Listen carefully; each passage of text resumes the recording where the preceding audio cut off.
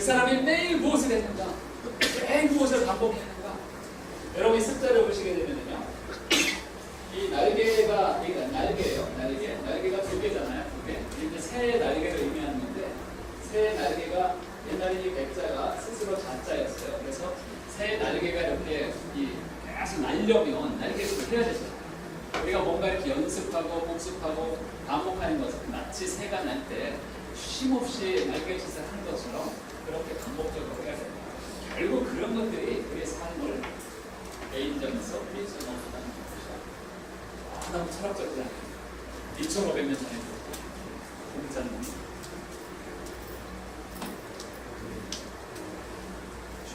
원상은 서로 같다거나 무엇을 반복하는 것에 따라서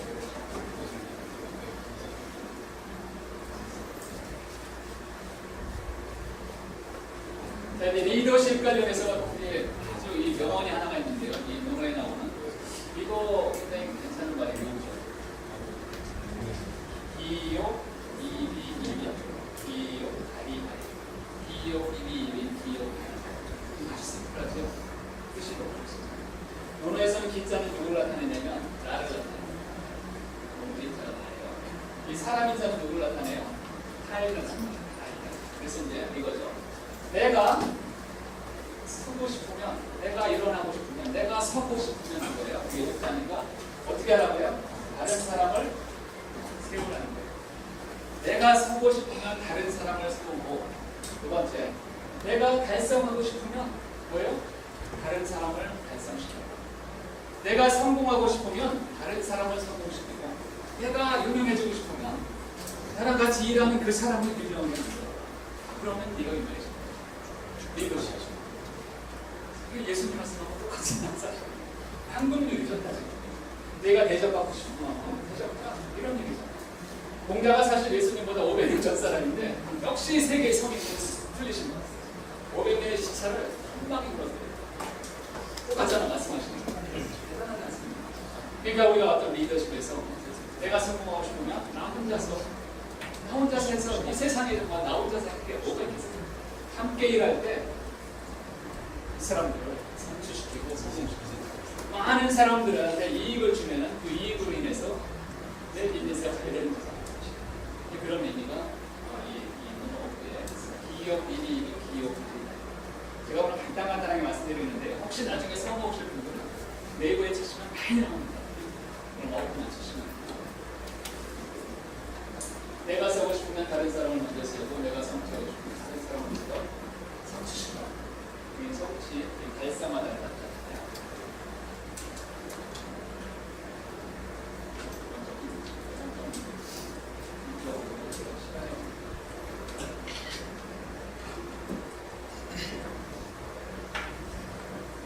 요거 하나만 더 말씀드리고요. 혹시 이 글자가 무슨 단지 아세요? 이 글자는 이제 용서할 때 사자. 용서의 사자예요. 용서의 사자. 이 글자의 구성을 한번 보세요. 이게 마음심이잖아요. 마음심은 뭐예요? 어떤 사람이 이렇게 얘기해요. 좌심방, 좌심실, 우심방, 우심실. 마음심. 마음이라는 거. 사람. 사람의 마음. 사람의 마음이 우리 학생의 마음과 저의 마음이, 내가 이분을 용서하는 것은 무엇이냐면 나의 마음과 학생의 마음이 같아지는 거죠. 같은 여자잖아요. 이꼬로. 내 마음과 내 마음이 이꼬로가 되면 나는 이분을 용서한다. 의미가 그거예요. 의미가. 여러분 영어로 뭐 forgiveness 용서잖아요. 여기서도 들어가는 글자를 보면 용서는 사실 사람을 용서할 때 내가 받는 게 많아야 돼, 주는 게 많아야 돼. 일반적으로 받아서 용서가 돼요. 왜 돼요? 끊임없이 주라는 거 얘기지. forgiveness. 계속 주라는 거죠. 용서라는 것이 사람을 대할 때 이러고요. 이 말이 왜 나왔냐면 공자의 제자가 이제 이렇게 얘기했어요. 스승님, 제가 이 세상을 살아나가는데 정말 중요한 말 딱 한 글자만 알려주세요. 유일하니 오직 한 글자만 알려주세요. 그러니까 이제 공자가 뭐라고 했어요? 그것은 서다. 그것은 용서의 서다. 용서를 하는 것이다. 사랑의 서다. 그러니까 제자가 그걸 못 알아보고. 그래서 이번에는 한 줄로 얘기합니다. 뭐라고 얘기해요? 기소부요 불시어이다. 이렇게 얘기해요. 저 기소부요 불시어이는요. 가장 유명한 말. 논어에도 여러 번 나오고요. 우리 일상적으로 많이 사용할 수 있는 말이에요. 해석을 한번 해드릴게요. 내가 원하지 않는 바를 기서고요. 내가 원하지 않는 바를 다른 사람에게 시키지 마라. 내가 원하지 않는 바를 다른 사람에게 시키지 마라. 내가 하고 싶지 않은 일은 그 사람도 하기 싫어합니다. 역지사지. 이런 말들 이제 문화상 들어봤습니다. 준비는 좀 더 해왔는데 다음 또 강의이기 때문에 좀 해야 될 것 같습니다. 혹시 뭐 이렇게 질문이 혹시 있으시면 제가 말씀드린 것 중에 뭐 실수라거나 질문이 있으시면 없으시면 3초 실험하겠습니다. 자, 이상 마치도록. 자, 우리 김호민 대표님 위해서 박수 한번 부탁드리겠습니다. 반갑습니다. 앞에 우리 최 대표님께서 너무 좋은 강의를 해주셔서 사실은 제가 뒤쪽에 강의를 하게 된 것이 부층이나 불행이라고 생각을 합니다. 나이가 들면서 인문학 강의를 이렇게 보시는 분의 강의를 듣는다는 것은 참 행복한 것 같다는 생각입니다. 마침 다행스럽게도 지금 계속 에러가 가서 시간을 저한테 벌어주고 있는 것 같아요. 저는 오늘 여러분들한테 법을 알면 창업이 쉬워진다라고 하는 그런 제목을 가지고 여러분들한테 미끼를 드렸고, 여러분들은 불행하게도 그 미끼를 물고지고 오신 것 같아요. 뭐 제가 한 학기 동안 모의 창업을 학교에서 강의를 했던 것도 조금 이렇게 축약을 했습니다. 축약을 했고, 오늘 오신 분들이 앞에 소개를 하실 때는 대부분 이렇게 학생이시거나 혹은 또 모의 창업을 지금 준비하고 계신 분들이셔서 제가 굉장히 가벼운 마음으로 지금 강의를 하려고 생각하고 있다가 점점 뒤에 오시는 분들의 면면들을 보니까 프로의 냄새가 계속 느껴져서 제가 사실 굉장히 좀 부담스럽긴 합니다. 부담스럽긴 한데, 그렇지만 어찌됐건 창업을 하기 위해서는 우리가 국가의 제도를 어떻게 활용을 하면 조금 더 도움이 될 것인가 라고 하는 측면에서 제가 성심성의껏 여러분들한테 아는 만큼 제가 강의를 하도록 하겠습니다. 다만 한 가지 우려스러운 것은 저의 지식이 얕음이 곧 드러날까봐 조금 우려스럽긴 한데, 그럼에도 불구하고 한번 해보도록 하겠습니다. 국가 제도와 기관들을 우리가 어떻게 활용하면 될 것인가? 창업을 하고 계시는 분들, 혹은 창업을 염두에 두고 계시는 분들, 혹은 창업을 이미 했는데 얼마 되지 않으시는 분들이라면 조금은 도움이 될 만한 그런 주제라고 저는 생각을 합니다. 뭐 간단하게 저의 소개를 하겠습니다. 저는 현재 부천대학교 개빈 교수로 있고요. 그리고 저는 부산 창조경제혁신센터의 IoT 전문 멘토위원으로 되어 있습니다. 그리고 산업기술평가관리원의 중소기업기술개발지원사업 평가위원으로 있습니다. 오늘 여러분들한테 강의 드릴 그럴 내용이 되겠습니다. 우선 법을 알아야 되니까 창업을 위해서 국가가 어떠한 제도적인 그런 장비들을 구축해 놓았는가, 저는 법에 대해서 조금 할 겁니다. 물론 이제 학교에서는 이 법을 가지고 굉장히 오랫동안 커리큘럼을 해서 했습니다. 오늘 그렇게 할 필요는 없을 것 같아요. 왜냐하면 학교는 시험을 내야 되니까 시험 문제를 위해서 굉장히 길게 늘어서 하죠. 그래서 오늘은 국가가 지원을 해주기 위한 그게 아마 중소기업 창업 지원법이 될 것 같습니다. 중소기업 창업 지원법이 어떤 것이라는 정도를 여러분들하고 얘기를 나누고 나면, 그 다음에 정부 지원제도 분석과 그런 얘기를 하겠습니다. 정부 지원제도 분석을 말하기 앞서서 가능하면 오늘 오신 분들이 물론 패션의 창업을 하려고 하는 분들도 계시고 여러 분야에 계시지만, 우리가 기술 기반의 그런 국가에서 지원해주는 제도가 어떤 것들이 있는지 이런 점을 살펴보도록 하겠습니다. 그리고 마지막 요 3장이 정부 지원제도 활용 전략. 그래서 제가 주제로 실전 및 활용 전략이라고 제가 그렇게 자신있게 말씀을 드리는데요. 3장은 여러분들이 어디 가도 들으실 수 없는 저의 경험과 노하우에 관한 부분이 3장이 깔려 있습니다. 그러니까 좀 3장이 어떻게 보면 오늘의 핵심 하이라이트가 되지 않을까, 제가 그렇게 생각해봅니다.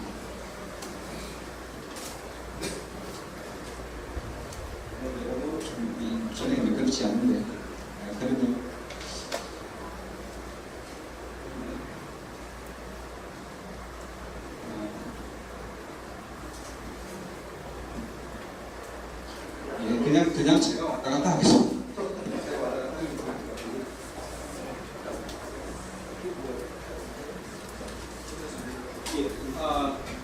그러면 자 이제 뭐 창업들을 다들 준비하고 계시고 혹은 창업 이미 하셨고 어떤 분들은 창업을 컨설팅해 주신 분들 계시고 오늘 얘기하기가 굉장히 다양한 자리인데 창업이라고 하면 여러분 아시다시피 우리가 사업을 새로 시작하는 것을 우리가 창업이라고 그렇게 얘기를 합니다.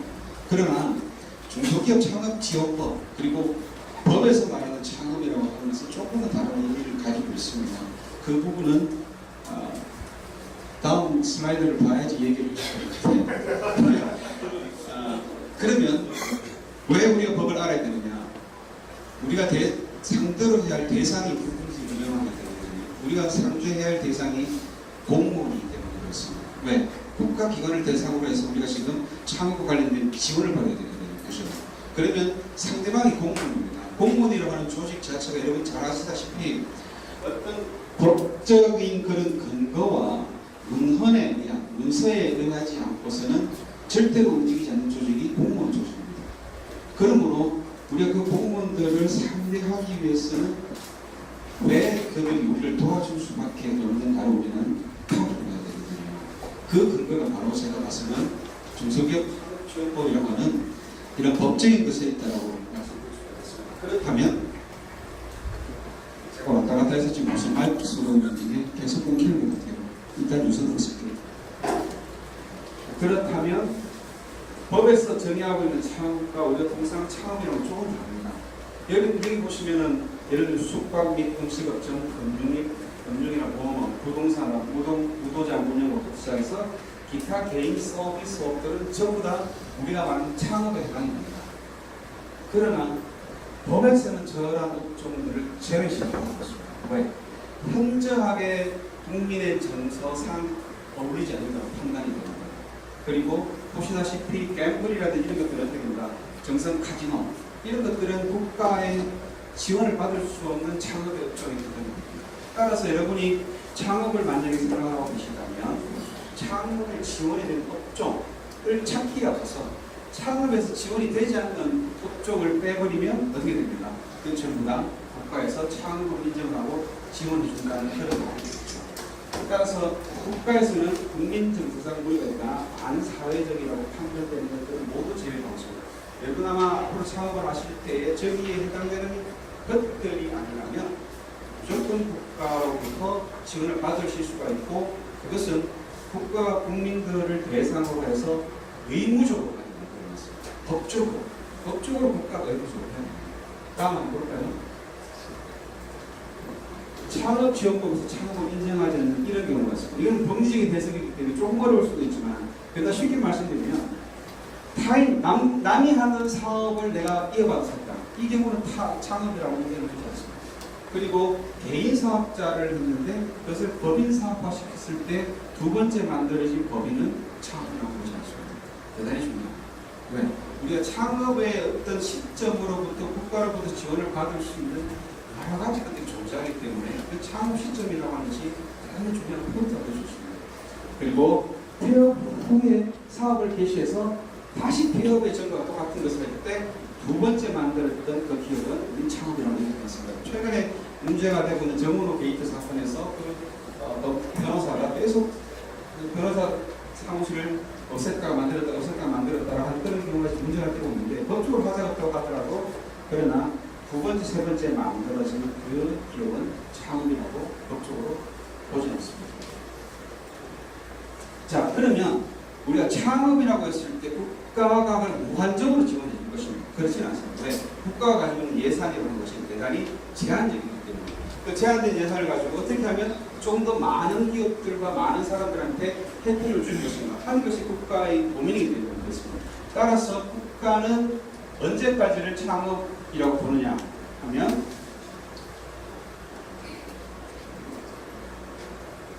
(7년까지만) 창업으로 인정하고 있습니다. 따라서 여러분이 창업하는 시점 이것이 대단히 중요한데 개인 사업자의 경우에는 사업자 등록된 날로부터 창업이라고 국가가 인정하고 있습니다.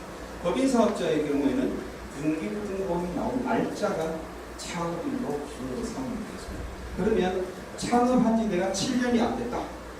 라고 하면 국가로부터 받을 수 있는 창업 지원법이라고 하는 것이 있어서 국가가 무조건 의무적으로 창업을 지원하도록 되어 있습니다. 다음으로 보겠습니다.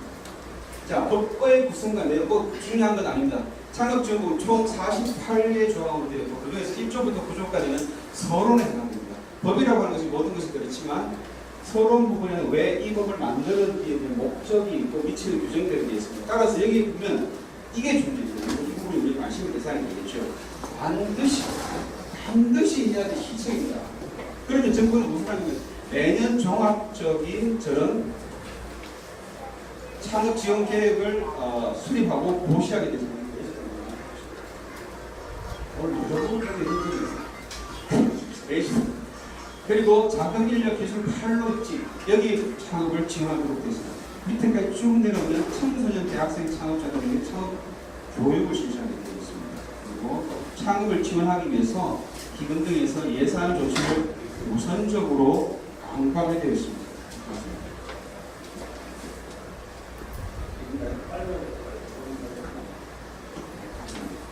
자, 이것이 국가가 어떻게 됐습니까? 법적으로 반드시 하게끔 되어 있는 의무조항, 법으로 명시되어 있는 사항입니다.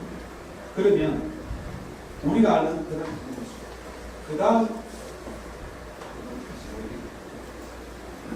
본론에는 우리가 잘 알고 있는 소위 말하는 벤처 캐피탈이라고 하는 우리 시를 어떻게 운영하고 조합을 어떻게 운영하고 있는 그러한 부분들이 본론에 나와 있습니다. 그리고 마지막 결론을 가게 되면 부치연비 그리고 벌칙금에 대한 것들이 나와 있고 이것이 결국 중소기업 창업지원법이 기본이 되는 근간 권리라고 본다면 그 다음에 이루어지는 것이 뭐냐면 창업지원법 시행령에서 대통령령으로 만들어놓고 있고 그리고 장관, 경제부 장관령으로 창업지원법 시행 규칙이라고 하는 것들이 만들어져 있어서 다시 말하면 대한민국에서 만약에 창업을 생각하고 있으시다. 예기적으로 창업을 생각하고 있으시다. 혹은 창업을 하셨다.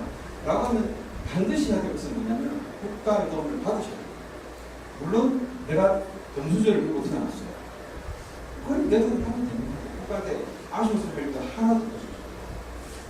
또 아버지가 부자, 혹은 집에 친구가 부자, 아니면 뭐 돈 많은 여자를 만났다. 괜찮습니다. 그런 경우를 제외한다면 우리가 사업을 하는 동안 항상 작은 것을 유치할 것입니다. 굉장히 큰 돈이 좀 하나로 따고 그렇다면 우리는 국가를 두드리는 것이 가장 현명한 방법이 되지 않습니까? 자, 여기까지 제가 중소기업 창업지원법을 간단하게 말씀드렸습니다. 우리 뭐 학교에서는 중소기업 창업지원법 전체는 다 해보지만 이 자리는 그럴 필요는 없을 것 같고요. 두 번째, 그렇다면 정부에서 지원해주는 제도들이 어떤 것들인지 한번 살펴보겠습니다. 주로 돈과 관련된 것들이겠죠. 그리고 정부 지원 제도가 한번 우리가 조금 더 분석을 해보고 그리고 어떻게 활용할지 에 대한 것들을 살펴보고 마지막으로 제가 했던 것들에 대한 실전과 활용, 응용에 대해서 한번 살펴보도록 하겠습니다. 자, 중소기업, 특히 중소기업에 지원해주는 것들은 대략 5가지 종류의 지원 시책이 있습니다. 첫 번째는 보조자금입니다. 보조자금, 출연자금, 융자자금, 투자자금, 사채 이 5가지 정도가 있습니다. 학생들은 사채를 능통사채를 배우신다고요. 능통사채는 아닙니다. 저 중에서 제일 만약에 저한테 뭔가 하나를 골라라고 한다면 우선순위를 하라고 하면 저는 우선은 보조자금이 1위입니다. 그 다음에 출연자금, 그 다음에 투자자금, 융자자금 이렇게 갑니다. 왜냐하면 이 투자자금과 이 사채가 거의 이렇게 한 통으로 묶여있는 그런 구조이기 때문에 저한테 만약에 얘기하면 저는 그렇게 가져요. 왜 그러냐면 자, 얘기해 보겠습니다. 보조자금을 지원해주는 지원기관입니다.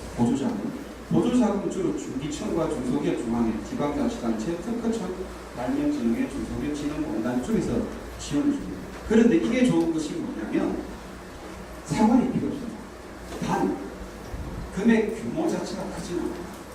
예를 들면 하나 봐야 1,000만 원에서 2,000만 원 정도를 지원합니다. 근데 그 해주는 내용들이 대부분 뭐 예를 들면 해외 전시에 참여한다든지 혹은 내가 어떤 기술 특허를 내는데 RPT 특허는 비싼 거예요.